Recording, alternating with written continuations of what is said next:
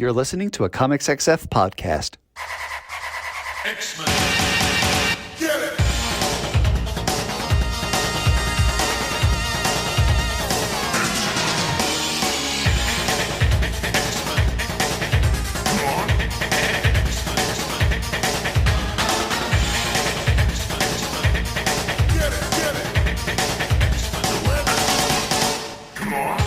Hey everyone, and welcome to another exciting episode of Battle of the Atom. This has been your weekly X-Men podcast where we rank every story from A to Z. I'm Adam. And I'm tired. I'm so tired, Adam. I think I told you, I was like, can we do a fun one? Can we do a fun one? Why did you put the intro in the past tense? You said this has been. Because I've been selling so many air conditioners. Oh my God.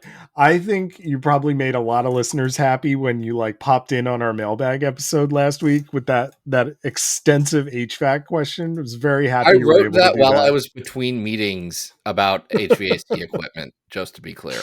My life is so exciting, people. You have no idea. But hey, if you're in the market for a new dough ass, hit me up. I got you.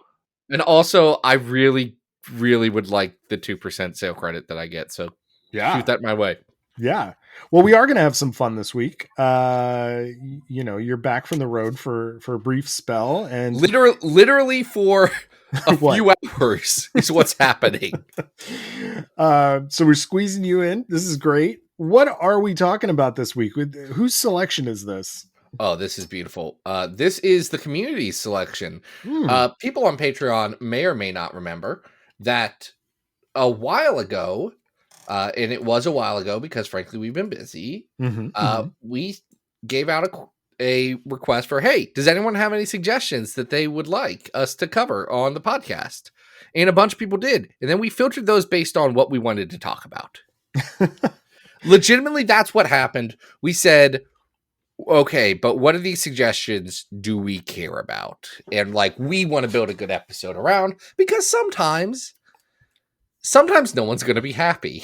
If someone wants us to talk about Academy X for hours, everyone's going to be annoyed by that one. So instead, by the way, I just want to say, shout out to Connor for finally saying what we were all thinking about Academy X and what people got very mad at me for saying for years. Love that the tide has finally turned, regardless of that. We'll get into that in our third story, by the way. We'll get into a lot of my Academy X feelings, which I know we all want. But instead, we went to the community and said, community, here you go. Give us some ideas. And our patrons over on Patreon said, do this. And here's the thing about our patrons on Patreon. If you want to be like them and support this show, then you're my personal hero. Yes. And so you can do that by going over to patreon.com/battleoftheatom, reaching deep down into your hearts and pocketbooks, and tossing a couple of coins into our coffers at the $5 a month level, which is the only level. You can give us more, I think. I don't know how that works. We're probably handicapping ourselves, honestly. But at least on the $5 level, we'll do an episode based around one of your suggestions, and we won't really be able to say no. Yes. As long as it's an X-Men suggestion. Zach, I want you to know that just before we started recording, I got a tweet.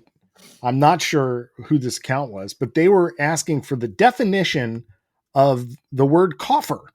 So for those listeners who don't know what a coffer is, it is defined as a large, strong chest for storing valuable objects such as money. That is what a coffer is. So if you didn't know before, now you do. And we're going to open our coffer and look inside for some truly fun stories that are, what's the theme this week? So dumb, absurdly dumb, aggressively dumb, but good was the theme, the spirit that we went into this with. And here's what's funny. What I love about this is we started with that theme, and then we ended with a very specific secondary theme of times Wolverine has fought the Collector. Yeah, we didn't realize that we were doing that. But yes, Laura Kinney isn't all... No, I guess Laura Kinney's not in the second story, but it's 3 Wolverine versus the Collector stories. Did not don't have any particular affinity for the Collector. I don't know if you do. Oh, he sucks. I mean, Benicio del Toro does a great job playing him in the movies. Benicio del Toro's Benicio del Toro. But the character in the comics, nah, he's pretty much the dumbest Eternal. I don't know. He's not fun. Well, one, he's not an Eternal. Doesn't he claim to be an Eternal? No, he is. What is he? He is an Elder of the Universe. So the Elders of the Universe are not Eternals. They're different. They're like the concepts. So it's like the Collector and the Grandmaster and the Champion. You know the Champion of the Universe, right? I think? Sure. So who are the other Elders of the Universe? The Champion of the Universe is the one that did the wrestling match with the Thing. Do you remember number 2 and 1 Angel number 7? Yeah. That guy. Okay, but who? Yeah. All right, hold on a sec. I'm looking at the list. A lot of them have been added over time. Architect, astronomer, caregiver. This is a long list. I don't want to read. No, this list. It's the Collector and the Champion and the what's the Ego. Oh yeah, I guess Ego the Living Planet's one of them. The Grandmaster. The Grandmaster. That's the one I was thinking of. Those are the ones you have to worry about. The in-betweener sometimes. Okay. All right. It says the Stranger. Sure. Says that's dubious. You know, from X-Men. Yes. Stranger from before they knew what X-Men was. Mm-hmm. Anyway, it doesn't. We don't need to go on this tangent because the Collector is really not that important to most of these stories. Well, I guess in the second one. Anyway, we should tell Collector's important in that he is collecting. Yes. Collector be collecting. The Collector always beat collecting. So we are talking this week about a fan favorite story. And this is the second volume of X-Terminators by Leah Williams and Carlos Gomez. This was such a pleasure to reread. So this is the book that Marvel was too cowardly to call Grindhouse of X. Yes, that was what Leah originally wanted to call it. It is a book that's so stupid. Cards on the table. Friends with Leah, blah, blah, blah. I can distinctly remember hearing her pitch for this and her saying, look, I've done a lot of comics in the last little bit, and it's been like a lot to deal with. You can listen to other episodes of this podcast to get into that mindset. And she said, I just want to do something that's so stupid. I just want to do something that's dumb, and I'm having fun with it. And brother, success. What a joyride. If someone said they did not find this book funny, I would say, okay, I get it. It's not for you. Humor's subjective. But still, you're wrong, because this is one of the best things Marvel's put out in a very long time. It is such a delight. And so for folks who have not read this, first of all, go read it. It's really fantastic. Buy a trade of it. There's very few comics we're going to be like, no, actually go ahead and we're not going to do it justice. It is an experience. Yes.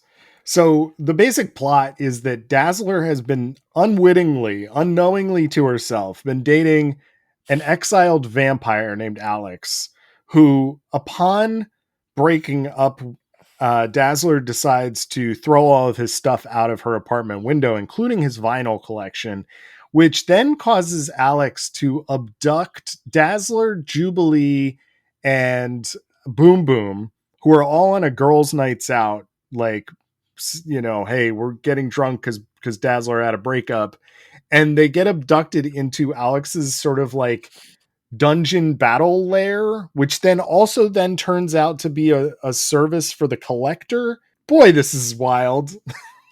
So it's a series of escalating events.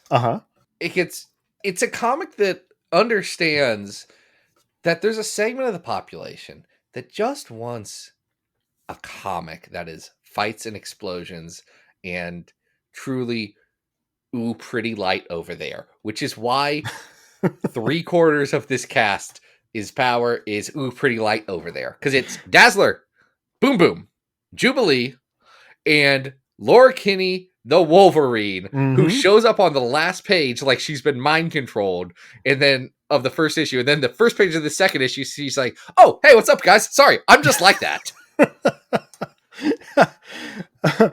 And from there, it just continues to escalate. They continue to fight like all kinds of vampires and monsters, and Well, in fighting vampires, what this book lets them do just is destroy gleefully everything. murder so much. Yes, lots of blood. Lots of splatter everywhere. It's a horror kind of thing. The Grindhouse of X is very accurate as a title. Just to be clear, there have been some criticisms about like Fall of the House of X being like the X-Men are murdering gleefully. And it's really just about the tone of the story, because this is a story that's like, yeah, don't think about the moral implications of them blowing up vampires. These are all bad guys. Don't worry about it. We're all just having a silly time. Yeah. Oh, this is very much a We're all having fun. the Teenage Mutant Ninja Turtles can cut the robot foot soldiers in half and no one cares, right? Yes. Like, except here, there is gratuitous amounts of blood, which is pretty great. The thing about it is that Carlos Gomez is really going all the way in making every single one of these characters look so gosh darn beautiful and gorgeous and sexy. And so even when everybody is covered in muck and blood and whatever, I mean, everybody still just looks great. Because it's a comic that is, Gomez is a cheesecake guy. Yeah, sure. Yeah. But it's a comic that is leaning into that. Like, it's a comic that knows that it wants to be a cheesecake comic. Like, and that's that's beautiful about what works. It's what works with like a good J. Scott Campbell comic is when it just kind of, it's winking at the audience and saying, yeah, we know. Sure. We know what's going on here. And that's fun. That's enjoyable. It shouldn't be everything. Yeah. But it can be fun in the right context. Let's not draw a line between Carlos and J. Scott, though, because Carlos is really a good artist. I think J. Scott Campbell can be a good artist, just not on the cover with the one. I'm not talking about his one cover. I'm talking about like what he has done interiors. Sure, but Carlos Gomez is a vastly superior. He knows his anatomy. He knows how to put internal organs in a character. Like when he draws from a variety of different camera angles and exciting things are happening around the page. I'm sorry, he's leaving J. Scott in the dust on J. Scott's best day. But J. Scott Campbell does not have people doing suplexes in the background, which is, at least to my knowledge. I would read that comic though. Well, is there a J. Scott Campbell does wrestling moves comic? Because I would read that also. I don't know. You're right, though. There's some fake wrestling. There is some flashing. There is the Halloween Boom Boom costumes. Might be one of the dumbest things that has ever been put on the page. It's for readers who don't know what you're talking about, please describe the Boom Boom striptease that happens, I think in issue 3. It's 2 or 3, something like that. They have to escape from this place, and Dazzler's like, well, I need a lot of sound. What's going to get people excited? Now, for this whole comic, Boom Boom has been wearing a stunning pink heart dress with pigtails in all this, intentionally saying, I was going out tonight to look cute, and y'all are looking like a bunch of slobs. I didn't know that. What did she say? I didn't know the dress code for this evening was depression. By the way, just to be clear, Boom Boom's drunk for this entire thing. Yeah. Very funny. Love that. Love that for her. She pre-gamed, before she got roofied by Alex the vampire. So Boom Boom's so fun. Very few characters had as good of a Krakoa as Boom Boom did. Boom Boom's great. Love me some Boomer. Anyway, so Dazzler has the great idea to be like, Boom Boom, I need both an explosion and a lot of noise. So take your top off for all these vampires, get them all riled up, and then also do an explosion so that it's loud, and then I can use my powers. And then she does. And it's the dumbest thing. Because Boom Boom's down for it. She's like, yeah, let's make this happen. Screw all these vampires. The more we're describing this, it does sound like a comic we would be angry at on a different day. But we know the perspective that it's coming from, and we know I think if this was coming out of the mind of like Chris Claremont, we might be a little more concerned, you know, but this is a decidedly like, this is a decidedly female perspective, and these characters have power, they have agency, and they're having a lot of fun. Like at one point, Jubilee describes this as like the best time she's ever had. Wolverine says, yeah, but I cut my arm off. And Jubilee says, my point stands. It's fun. Here's the thing, because like, especially Boom Boom and Jubilee are characters who oft like clash in terms of character voices. Like people haven't been able to figure out what makes them different. Leah gets it because it leans into like Jubilee feels like classic Jubilee, like mall ratty, all this stuff. Like I'm here to have a good time. And they lean into the trailer trash aspect of Boom Boom. Yep. And that works to differentiate them really well. Even though like, I guess Boom Boom also lived on the street too.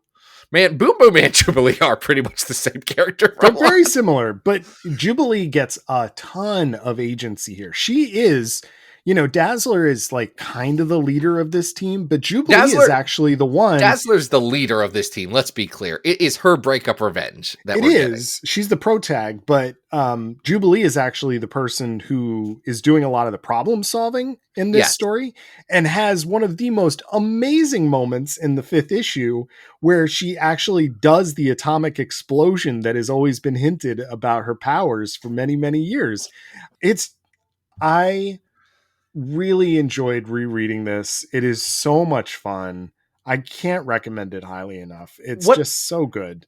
There's one thing I love about this, and it is the structure, because Leah leans into the Hangover style structure of like, we're going to unveil more of this night as it goes along. It's non-linear. It's fun to play with that because we get flashes forward and backward of them explaining the situation to the Quiet Council, explaining the situation to Dracula, who is concerned that a lot of vampires got murdered. Also that his grandson's a jerk.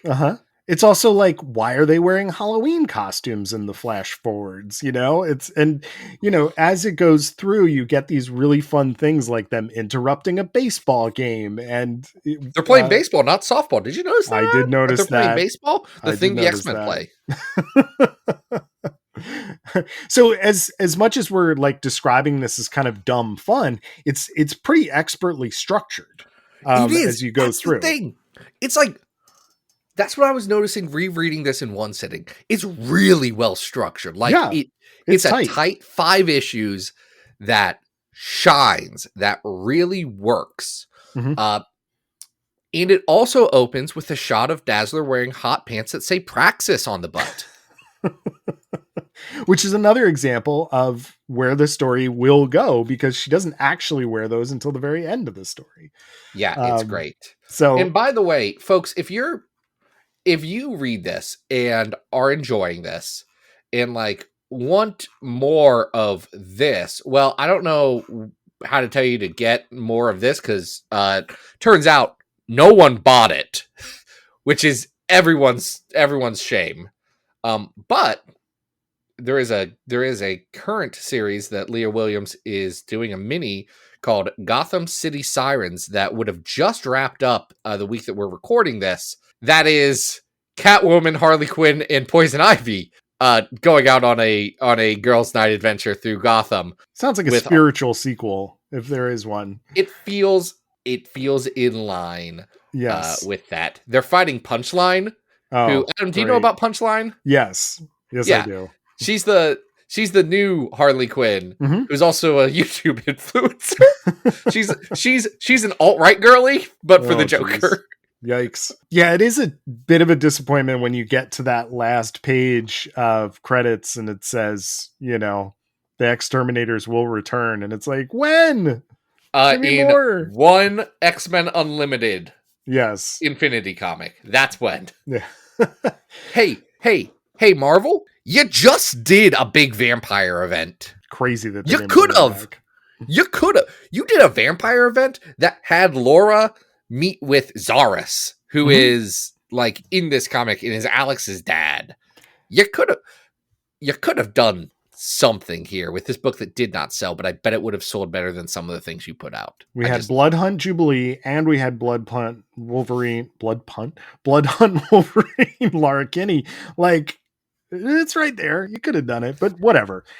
Anyway, Zach, this book is stupid and good, and I truly, truly love this book. I'm deeply biased, but also it's good, and I'm biased for the right reasons because it's a good book. yes, absolutely. All right, so we should take this love over to our big old list and rank this story. So that's the thing about this story, is that we should rank it on our big old list. Because Adam, do you know how many X-Men stories we've ranked thus far in our lives? My goodness, we're up to 945 stories. That's crazy. Buddy, we're on the 1K road. Whoa.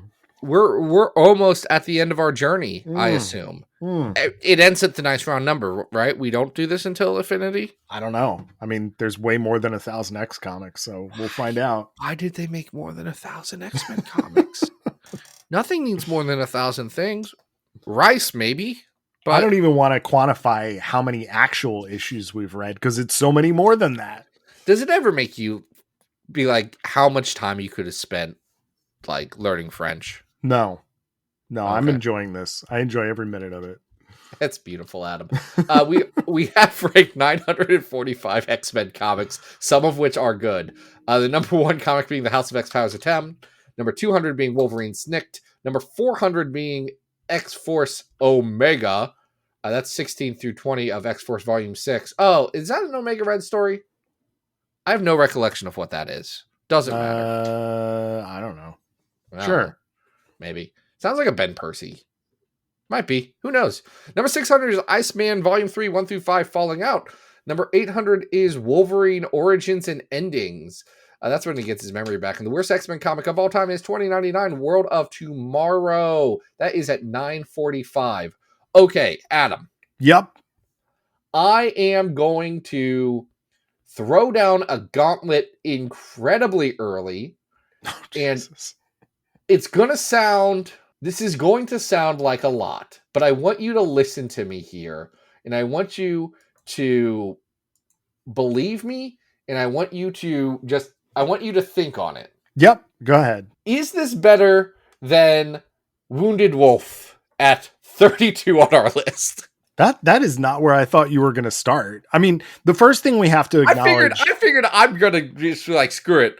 Let me vote with my heart first, and then we can go somewhere else. Because I'll tell you how I got to that. Yeah. point. Yeah. I didn't want to immediately say, is this better or worse than What If Magic? I wanted to give us I wanted to throw it up there and then let us work to where we needed to.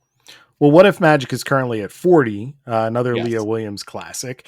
The original volume of X-Terminators, which this is much better than, is down at 162, even though honestly, spiritually, deeply in line with the original X-Terminators. Yeah, absolutely. Zach, this is not going to go that high. I don't think we can put it that high. I don't even think this is as good as What If Magic. Look, I know we couldn't put it above 36 which is the first Sabretooth by Victor Lavelle. I know that in my heart of hearts. I know that. I feel like it's very close to What If Magic. I definitely think, all right, so down at 100 right now, we have the Jungle Adventure. All right. I think this is a top 100 story. I love this. I think it is a classic. I think every X-Men fan will get a huge, huge kick out of this.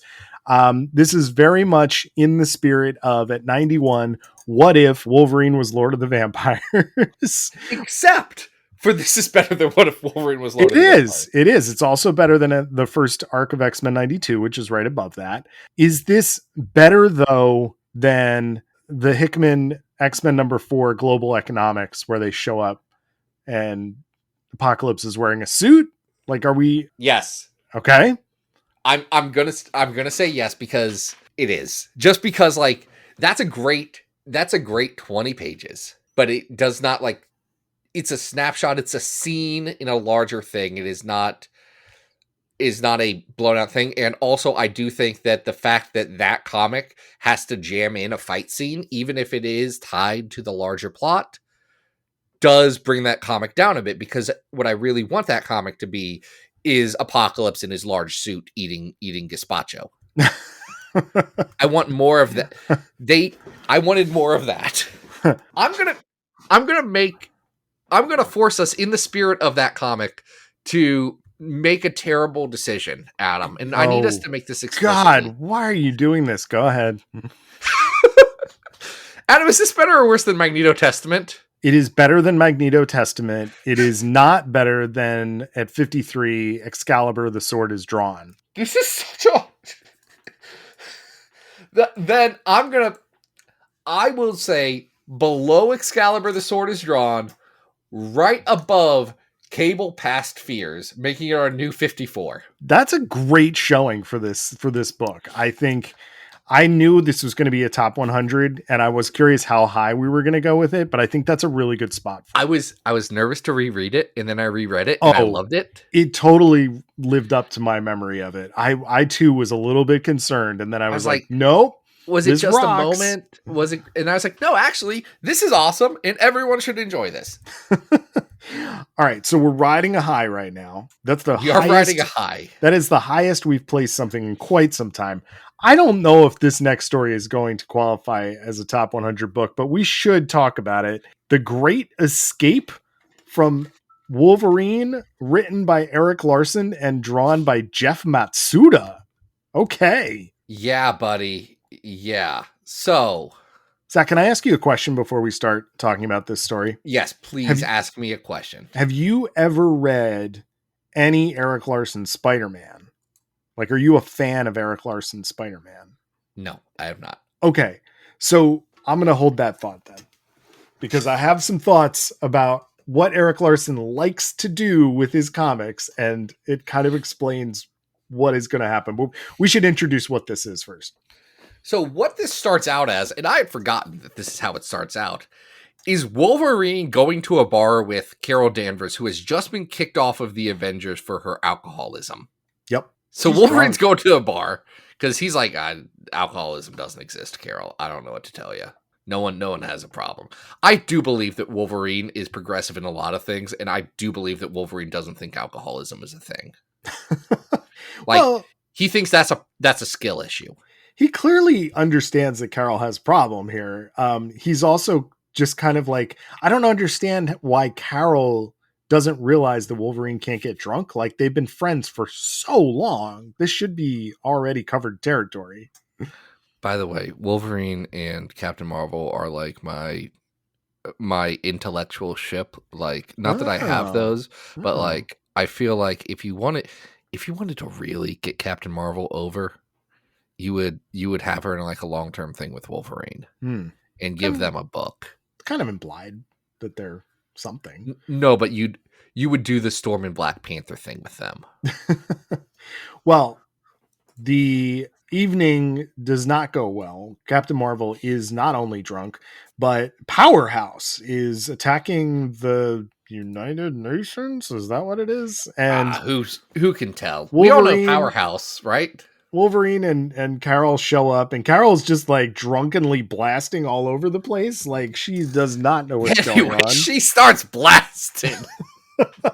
At which point Wolverine is he basically is body snatched by a new character called Arya. And Arya is what is she? I don't even know. She's just this character that can inhabit other bodies. She's an alien that jumps into different people's bodies. So this is what I wanted to talk about, which is the first chunk of this story is one of the things that Eric Larson likes to do the most, which is, if anybody has ever read his Revenge of the Sinister Six, they know that he absolutely loves to just have as many characters as possible on screen, in panel, fighting each other as humanly possible by any artist. Is that the one where Doc Ock tries to launch a cocaine rocket? I believe so, yes. Yeah. It's pretty amazing. And I may have to read this. Oh, it's great, Zach. It is truly a classic of the 90s. It involves Deathlock, Solo. It involves the Fantastic Four, the Hulk, Ghost Rider. Hey, why does he like Solo so much? Well, that was why I brought this up, is because these issues, while they're not drawn by Larson, are very much employing this thing that he likes to do. He does this. I've only read the first 50 issues of Savage Dragon. He does this constantly. He loves drawing in like dozens and dozens of supervillains, dozens and dozens of heroes so that they can all have a fight. And he's doing this because now Arya is in Wolverine's body, and even though Arya's cause will then later seem to be just, at least here, it seems like Wolverine has gone kind of enemy of the state. Who does he fight, Zach? Well, he fights a long list of some of 1998's most unbankable stars. The Avengers is technically who he fights, but it is Justice, Vision, and Firestar. So they aren't sending their best Avengers to fight Wolverine. Third tier. Moon Knight. I love Moon Knight. You can't say I don't love Moon Knight, but I've also read Vengeance of the Moon Knight. I'm sorry, not Vengeance. I've read Vengeance, but I've also read Mark Spector Moon Knight, so I know what Moon Knight was up to in 1998. Mm-hmm. Misty Knight, Falcon, U.S. Agent, Black Widow. This is pre-movie Black Widow. We have to be clear, no one cared about her. Solo, Cardiac, who I secretly love. You know about Cardiac. Is a really interesting choice, too, because if readers of Spider-Man remember, Cardiac was one of those original characters that Eric Larson created during him and David Michelini, I believe, co-created that character. And it was one of those reasons that Todd McFarlane, I think, gave Eric Larson to leave to go to Image, because he was saying, you're creating these characters whole cloth. You're never going to use them again. And here we go. He's bringing back Cardiac.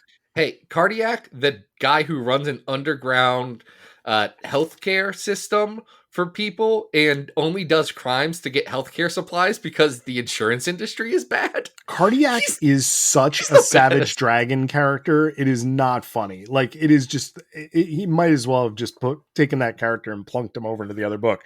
And he brings back that Solo character too. So Solo, I hate Solo. I just do. Never cared for Solo. You also get Darkhawk and Rage and Speedball and Black Cat and the Human Torch. And this is the part of the story where this story sucks. It's not actually fun because Matsuda is doing an okay job. I don't want to talk too much trash here. I will say the one thing that I noticed repeatedly is that Jeff does not seem to know how women's boobs work. He does not seem to understand that they're not just these like two little bowls that sit on the front of a woman's chest.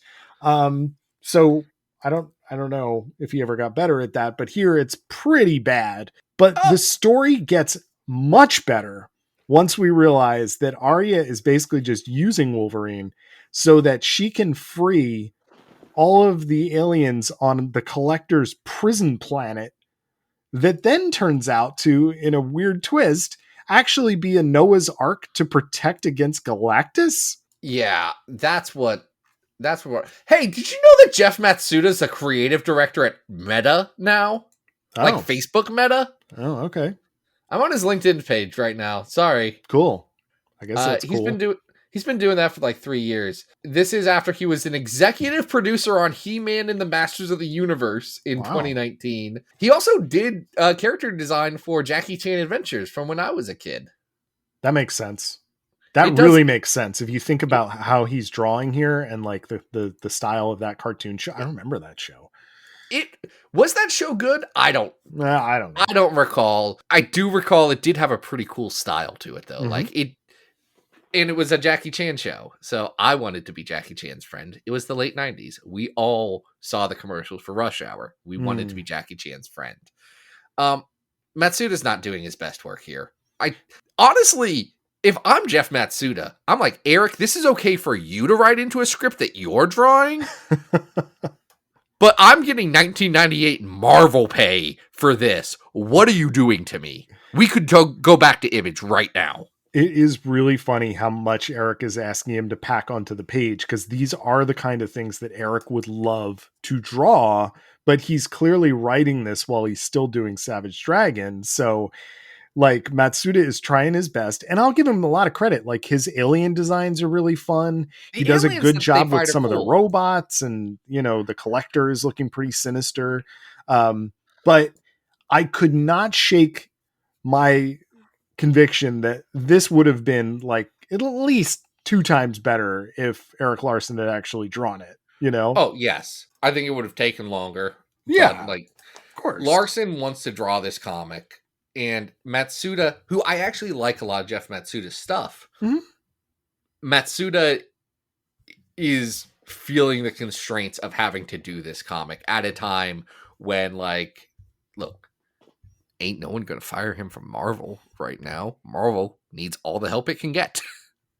Yeah, this is circa what, 98? Late 98, early 99. So this is chapter 11 era. Yeah. Yeah. And you can tell because by the time you get to that final issue, which I think is it 5 issues, 6 issues? It's a 6 issue. Yeah. There's multiple fill-in artists when you get to that last issue. Like he's clearly had enough and thrown in the towel. So I like that Larson's trying to do as much as he can here. He is giving continual escalation. Like there's always something new and fun. Because it's like, okay, now Wolverine has to fight all these monsters with the Collector. That'll be interesting. Oh, the Starjammers are here, and now he's kind of fighting the Starjammers?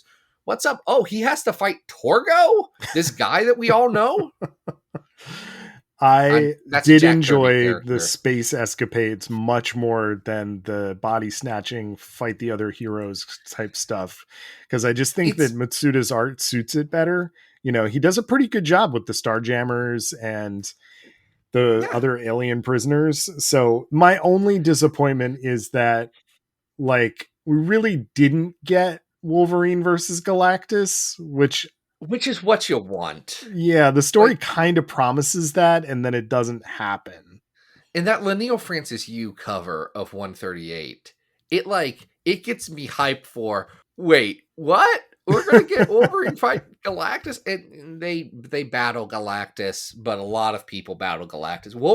It is not a story about Wolverine shoving his claws into Talia's son's face. No, which is a disappointment. They pretty much tell him right off the bat, like, Wolverine, you can't fight Galactus, which is a disappointment. It's also an objective statement. This is not nearly as good as X-Terminators, but I still had fun reading this. It's kind of goofy. It is a particular level of dumb that normally is reserved for your Larry Hamas. Yeah, it's definitely, well, I mean, it is the Wolverine book, so yes, this is fun to think about, and like, okay, wow, they're really going for it here. Yeah, I am not great, but I'm not mad. I'm not mad that I reread it. No, I'm I'm looking down the list. I don't think this is as good as Typhoid's Kiss at 400, which is the Wolverine Typhoid Mary story. Probably not. No. At 501, we have Ultimate Wolverine versus Hulk. I feel like we're kind of similar here. Like, I don't know. Adam, I kind of think you're right. I would say I would put it above that, but I would put it below X-Men: The Last Stand Collector's Edition DVD movie with comic book. I want to do a heat check here though. Like, are we going too high with this? Check my heat. Yeah. Because I'm looking down into the 500s, and I do think that the art on this is somewhat limited, but okay, but at 512 we have the Hunt for Xavier. If we're this is more fun than that. Like, I actually think we're around. We've got some new Excalibur around here. Like, we're in the right zone, actually. Yeah, I think yeah. All right, so this is going to be our new 495? I don't know. Which one's Breaking Point? Oh, that's the Break World one. Like where Kieran Gillen tries to make Break World happen again, and we all decide no. No, that wasn't good. This isn't as good as Skinning of Souls at 497, though. But it's probably better than X Babies at 498. Probably, even if this doesn't have a baby version of Maggot or Dupe. All right. Wow, that's kind of higher than I thought it would go. But has Eric Larson drawn Dupe? Because I bet he'd have fun with it. Not to my knowledge, but I don't know. There's always tomorrow. We've got one last one, and Zach, this was a really smart addition to this episode because you're right. All three of these stories now have Wolverine and the Collector in them. What is this third story? This is X-23, 17 through 19, Misadventures in Babysitting. Which And begs the Adam- question, Zach, have you seen the 80s classic with Elizabeth Shue, Adventures in Babysitting? No, I have not. Okay.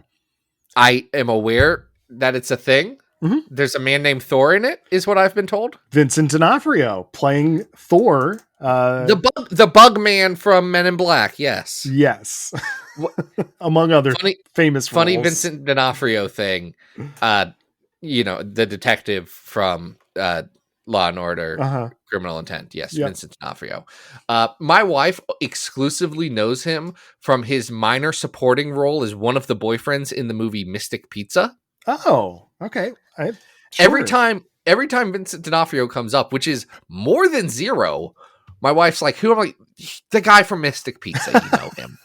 He's not the guy from lead Full in Metal that movie. Jacket, the guy from Mystic Pizza. I love it. That's great. Amazing. I think he's not even like the primary boyfriend in that movie. He is like, I don't know. Don't worry about it. I do love that this is how you're identifying Vincent D'Onofrio in your home. You know, I've also never seen Mystic Pizza, but my wife watched Mystic Pizza a lot as a child. Apparently, so 90s classic. All right, so you have not seen Mystic Pizza or Adventures in Babysitting. The only way this really applies is that the cover to X-2317 is an homage to the poster of Adventures in Babysitting, complete with the Thor helmet on Val. Because what is the plot of this 3-issue arc, Zach? So what happens is that X-23 is asked to babysit for the future Foundation children, for Valeria and for Franklin Richards. This is concurrent with the Hickman FF run. Mm-hmm. So it is that era, the white suits. Laura has met with like Johnny and some others earlier in this series. So there's like that built in. And Sue says, we really think you do a good job with the kids. Also, no one else could babysit, which is a better. I like it when Sue Storm is a little bit like, yeah, well, listen, I live a weird life and this is just what's going on. Like Sue being matter of fact and level headed among all of that while still acknowledging that I'm a Fantastic Four person. Life gets weird sometimes. That's a good way to write Sue because people struggle to write Sue.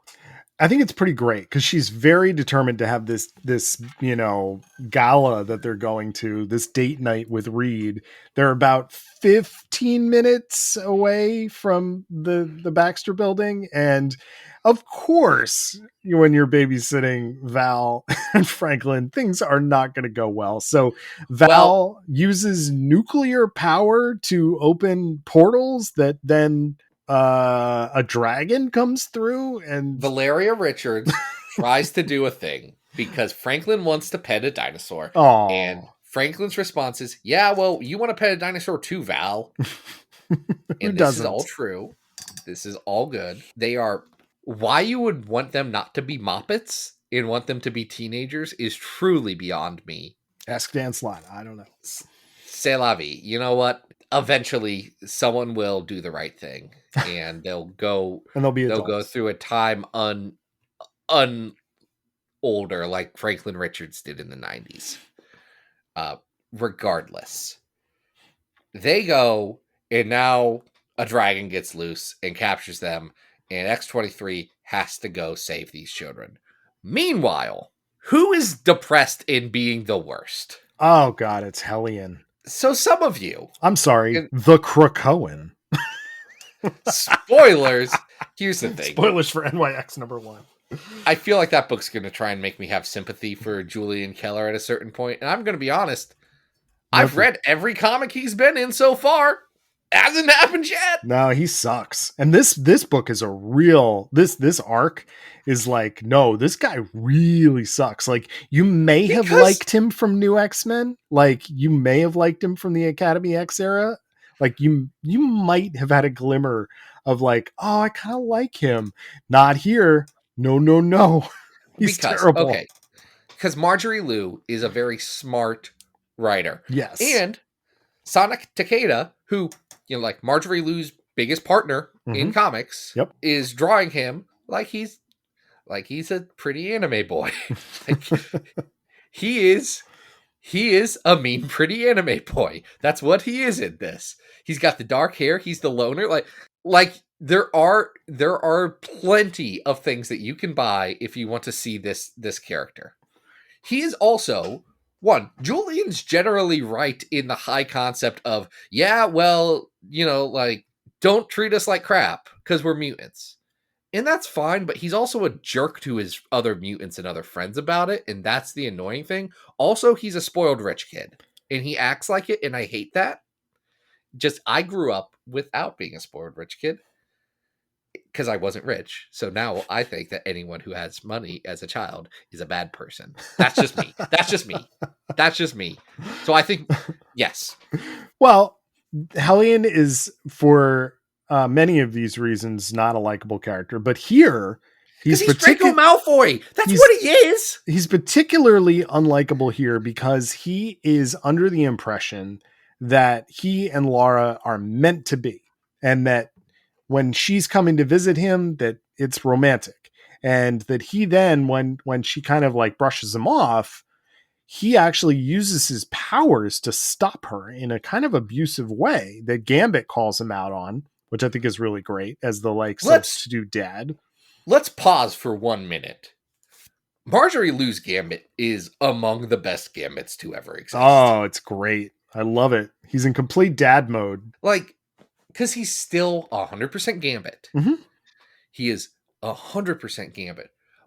But also, here's the thing that people don't remember or don't think about Gambit. You think of him as like this womanizer, share. Gambit has been in relationships with 2 women in the course of comics. One was the woman he was planning to marry as a teenager. Mm-hmm. The other was Rogue, who he was imminently patient with and like literally the best guy about, given the weird circumstances they had to deal with. Yeah, and here he's basically like, oh, you're babysitting, I'll pick you up at midnight. Like, I'll pick you up when you're done. Like, he's giving good advice. He's standing up for her. He's like, stay away from that boy. He's trash, Laura. I know he's got that pretty face, like he's a Squall Lionheart, but he is bad. Yeah.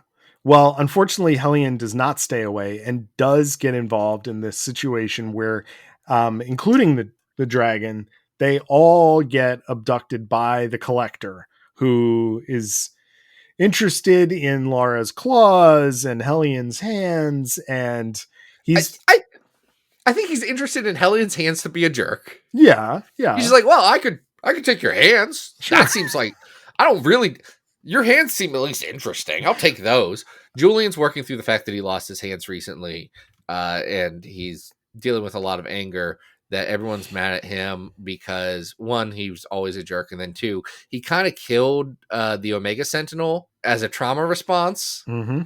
Also, the Omega Sentinel was acting a little shady, but a lot of good drama there. But Lou is writing a good Collector here, because the Collector is kind of portrayed as a hoarder who they're just like, you're gross. Like, why do you have all this stuff? He's thinking about, well, I don't really need the Richards kids, but I bet they'd trade me some great stuff for their children. Yeah. So it's Val, like, while they're here, Val and Franklin have to be rescued from little like orb pods that are floating around in space. Eventually everybody gets home fine. And it's one of these funny, like, it's straight out of an old 80s sitcom. They have to use their powers to kind of repair the wall. And like, by the time that Reed and Sue walk back in, it looks like nothing has happened, which is great. Yes. It really does take the theme seriously. But we also get this serious thing where Laura has to be like, Julian, I'm not into you, man. Like, you got to back off. And he's like, I'm a man. He's being a little incel about this. Yes. Not good. But Laura's dealing with like complex feelings. Like, yeah, at one point in my life, like, I'm not saying that I don't have an attraction to you. I'm not saying, but I'm also saying that, like, I don't like this relationship. and I don't want to pursue it further. And you just have to accept that, man. Yeah. Yeah. Julian thinks of it as a, you know what, she's always going to come back. You know, like he thinks that they are star-crossed lovers who are meant to be forever. Right. And Gambit even like takes Laura out afterwards. Like they go to a diner and she's like, I think this is going to be hard. He's like, well, listen, take it from me, Cher. It kind of always is. I don't know what to tell you. Life sucks and then you die. He's a great role model, and I don't know if role model is the right word, but I would consider Gambit is a role model, actually, and he's explicitly a role model to young girls in a way that Wolverine even isn't. First time we meet Gambit, what does he do? He finds a small child, and does he get her to commit felonies? Yes. But does he also take care of her? Also, true. yes. That is true. That is true.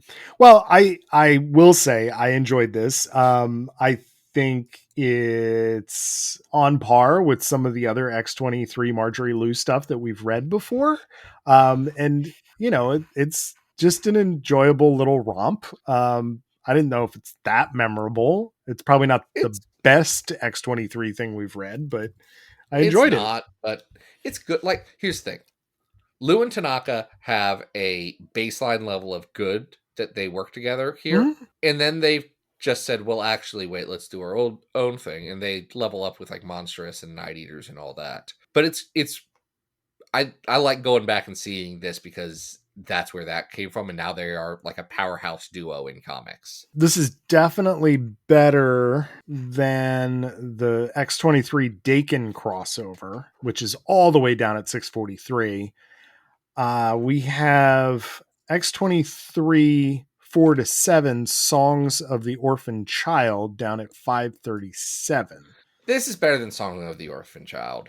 But I don't think this is as good as X-23 Volume 4, 1-5, 2 Birthdays and 3 Funerals, which is all the way up at 216.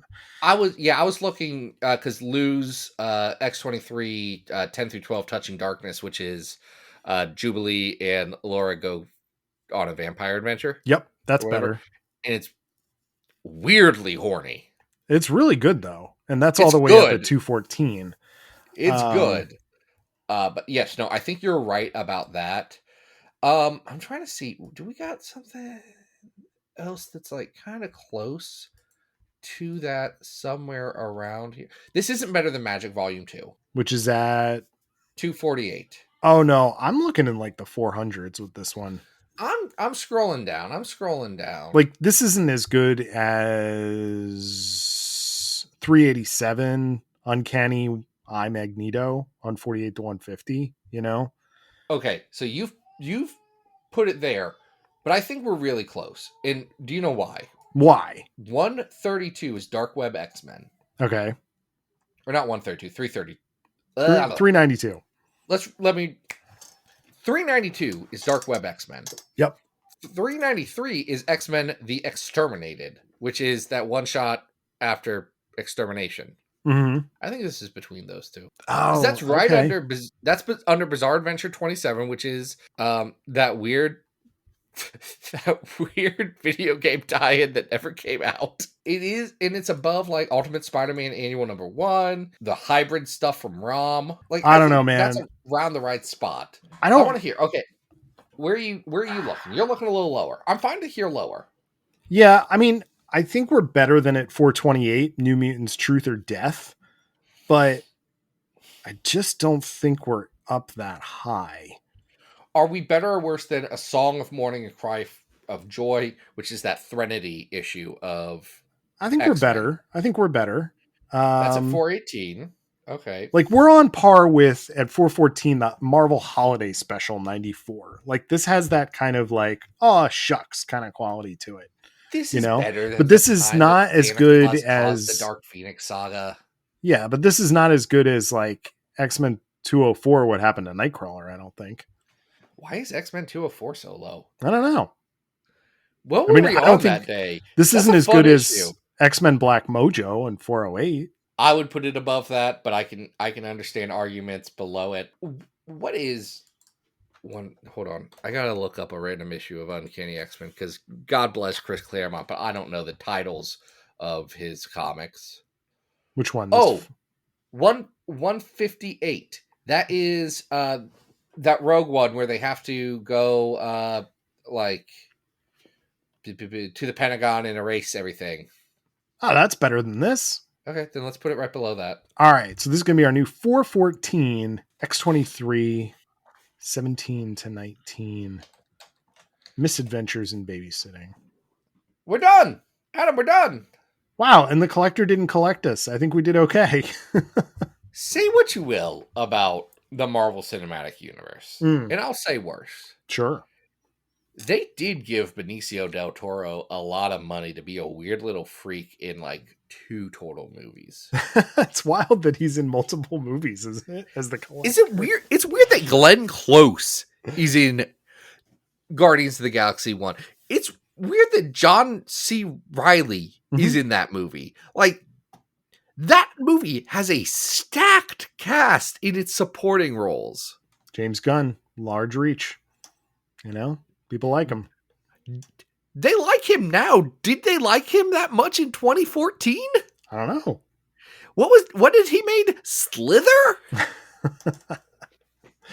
I don't know. But people like to work with him, I guess. And now he's in charge of an entire new franchise. So I guess in 2014, Marvel was so hot that they were like, pull it in, folks. Bring back Glenn Close. She could save the Marvel Cinematic Universe. What was she, like, head of the Nova Corps? Is that what that was? Yes, she was head of the Nova Corps. Amazing. Have her rebuild the Nova. No, actually, have Glenn Close just be Glenn Close in a Glenn Close movie. Let Glenn Close do whatever she wants. Whatever gets her that Oscar, you know. Finally get her Oscar. Oh boy. What's next? What are we doing? Folks, Adam, how's the show go? Support the Patreon. Patreon. You can follow me on socials, Adam Rec on Blue Sky and Instagram, Arthur Stacy on Twitter. I have been doing it. It is while we're recording this, it is my birthday this week. So I have been doing some discount drawing rates. So if anybody needs a drawing of their favorite character drawn by me, just hit me up on Ko-Fi, Coffee. I don't know how people could. It's ko-fi.com/Adam Rec. The link's on all my socials, but get a drawing. You know what I mean? It's pretty cheap. Less than $5, and I've been doing some drawings. So you can do that. And then, Zach, what do we got going on next week? Well, before we do that, I want to plug one thing. Oh. I don't have anything to plug specifically, but the international community of people named Zach do have something to plug. Oh, yes. Go read Comics Journal 310 for the magnum opus that friend of the show Zach Raberoff did on the life and times of Bill Jemis's Marvel Comics. Mm-hmm. It's a bizarre, insane story that's incredibly well written, that implicates Ike Perlmutter in multiple crimes, and has an anecdote about the time that Tom Brevoort, current X-Men editor, almost killed Bill Jemis over some X-Men 2099 art. Amazing. There's all that and more in that. So go pick it up. I know Zach has been working on that for years. Literally years. Because certain owners and editors of the Comics Journal were taking a while for a 100-page interview that I did not read. That's okay. Got to check with the lawyers, make sure everything's okay, you know? And so whether it is or isn't now, it's in print. That's right. So go check that out. Go check that out. Next week, Adam, we're having a wedding. Yes. You and I are not getting married, but many X-Men are. I'm already married. That's okay. I'm not doing it. That wedding was so long. But there's an X-Men wedding. We're doing an X-Men wedding episode. And by an X-Men wedding, I mean Scott and Jean. We're doing that one. We haven't done that yet. I know, it's crazy. So I'm glad we're finally doing it. But until then, folks, this has been Battle of the Atom. We hope you survive the experience. Get it!